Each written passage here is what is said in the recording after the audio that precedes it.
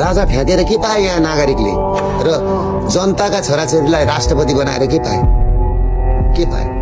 ल मलाई एउटा चीज पाए भनेर देखाइदिनुहोस्। एउटा अलौकिक आनन्द पाए भन्छन् नि। उनले पायो तर आम पाउलीले त झोला बोकेर हिँड्नु पर्यो। 6 महिनाको सुत्केरी जिउ लिएर आज चेलीबेटीहरू विदेश छिर्नु परेको छ। 6 महिनाको सुत्केरी जिउ लिएर बाबुआमा बिमारी हुँदाखेरि तातो पानी तताएर दिने छोराबारी छैन। आज युवा जति सबै बाहिर पठाउने, जुत्ता दोकान खोल्यो जुत्ता लाउने मान्छे विदेश चल्दैन। एउटा जुत्ता व्यापारीको जुत्ता जसरी बिक्दैन तिमीहरूको पनि एक दिन पैसा बिक्दैन भनेर भनेको आज पैसा त बिकेको छैन नि।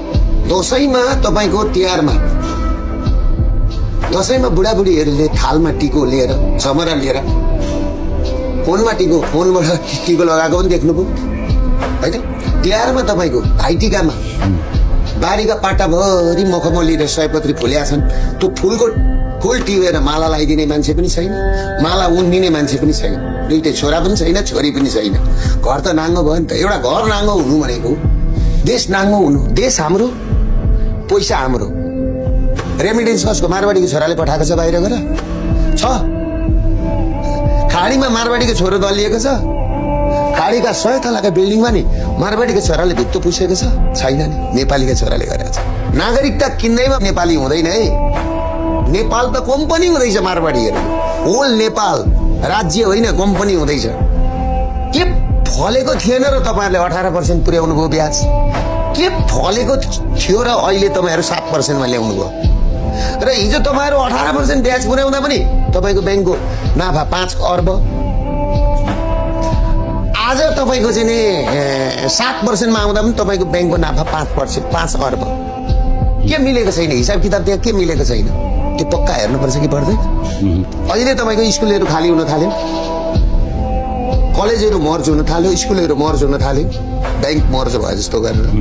किन भन्दा विद्यार्थी नभएर यो व्यवस्था जहिलेसम्म रहन्छ नेपालीहरू रहँदैनन्। अब आम नागरिकले बुझ्नु पर्यो कि यो व्यवस्था परिवर्तन गर्नुपर्छ। हामीले यो व्यवस्था हामीले परिवर्तन गर्न सकेनौँ भने हाम्रो भूगोल रहला तर नेपालीहरू रहँदैन र बन्दी भएर रहने हो कि अब व्यवस्था परिवर्तन गर्दै हो भन्ने कुरो एउटा कुरा सोच्नुपर्ने स्थिति छ।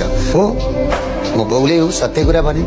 कता करोड दरोडी राखेको होइन, मान्छे ठगेको होइन, मान्छे मारेको होइन, बलात्कार गरेको होइन। एकपल्ट त हेर्नुहोस्, एकपल्ट त हार्ड हुनै पर्छ, कमसेकम पनि 10 वर्ष।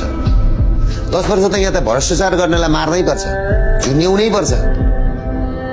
एउटाले बलात्कार गर्यो भने त एकजना मात्रै बलात्कारको शिकार बन्छ, तर एउटाले भ्रष्टाचार गर्यो भने नि सारा देश दुष्चक्रमा पर्छ। आज हाम्रा नेपाली चेलीहरूले विदेशका